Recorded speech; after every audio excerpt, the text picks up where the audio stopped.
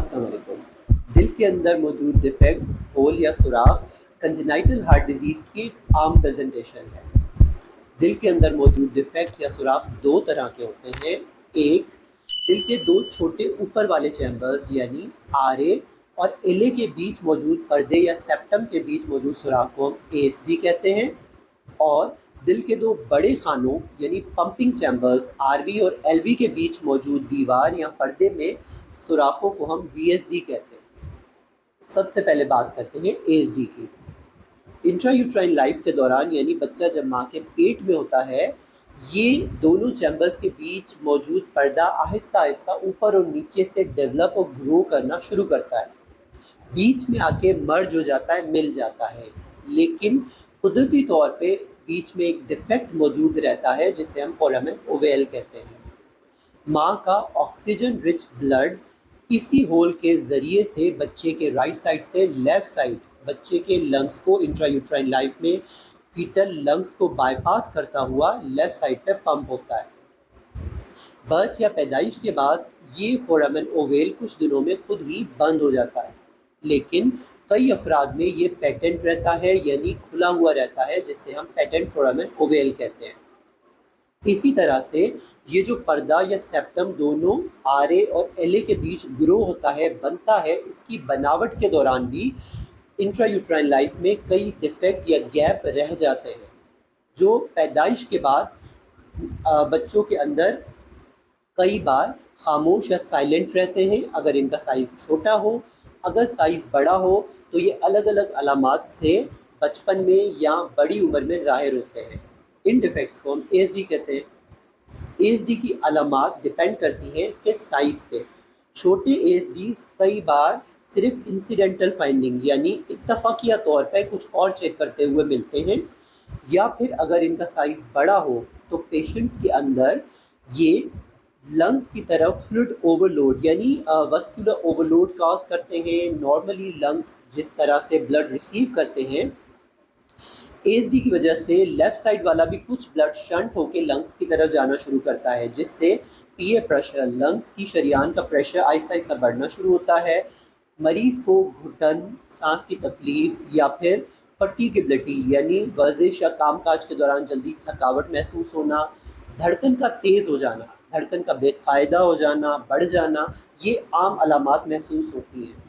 इन अलामात के साथ जब बच्चे या बड़े हमारे पास आते हैं तो हम उनका ईको करते हैं। ईको करने से इन डिफेक्ट्स को हम लोकलाइज करके इनका तयन करके आगे का इलाज तजवीज़ करते हैं। एएसडी का इलाज मेनली दो तरह का होता है, एक डिवाइस क्लोजर और दूसरा ओपन हार्ट सर्जरी। दोनों ही सूरतों में ऑपरेशन के ज़रिए ही एएसडी को बंद किया जा सकता है। दवाइयों के ज़रिए ये डिफेक्ट बंद नहीं होते। डिवाइस क्लोजर में एएसडी को तयन करके उसकी एनाटमी स्टडी करके डिवाइस एएसडी के दोनों तरफ लगा दिया जाता है और ये सुराख बंद हो जाता है। दूसरे तरीके में ओपन हार्ट सर्जरी में अगर एएसडी की बनावट और लोकेशन थोड़ी सी कॉम्प्लेक्स है, ज़्यादा बड़ा है, तो फिर इसका ओपन हार्ट सर्जरी के ज़रिए रिपेयर किया जाता है। दोनों ही सूरतों में मरीज़ शफायाब होकर एक नॉर्मल ज़िंदगी गुजारते हैं। अब आते हैं दूसरे डिफेक्ट यानी वीएसडी की तरफ। वीएसडी जो कि दिल के दो पंपिंग चैम्बर्स यानी आरवी और एलवी के बीच मौजूद दीवार या सेप्टम में मौजूद डिफेक्ट को कहते हैं।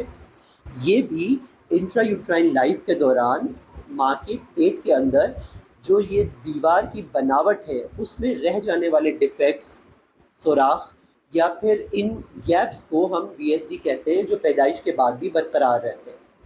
वीएसडी इको में बच्चों में बहुत कॉमनली देखे जाते हैं। वीएसडी के हवाले से अच्छी बात यह है कि मोस्ट ऑफ द वीएसडीज यानी वेंट्रिकुलर सेप्टल डिफेक्ट पैदाइश के 2 साल, 3 साल, 5 साल या 7 साल तक बंद हो जाते हैं। मेजॉरिटी वीएसडीज जो होते हैं वो मस्कुलर ग्रोथ की वजह से, बच्चे के बढ़ने की वजह से खुद ही कुदरती तौर पे बंद हो जाते हैं किसी इलाज के बगैर।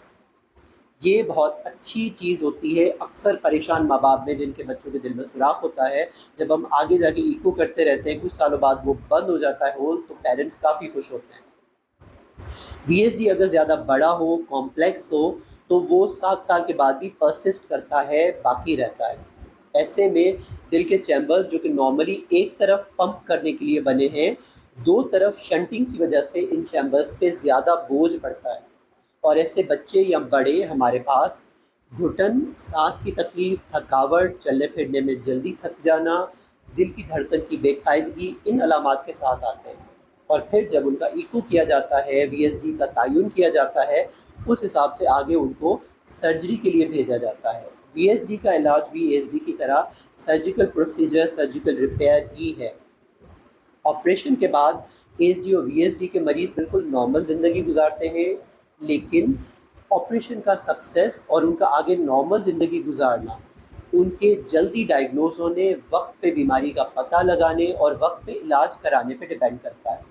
تو اگر ایسی علامات آپ کے بچے میں یا خدا نخواستہ آپ میں ہیں تو وقت پہ اپنی ڈائیگنوزس کرا کے علاج کروانے سے آپ آگے کی زندگی کو نارمل بنا سکتے ہیں۔ اپنا اور اپنے پیاروں کا خوب خیال رکھیں، خوش رہیں، صحت مند رہیں۔ اللہ حافظ۔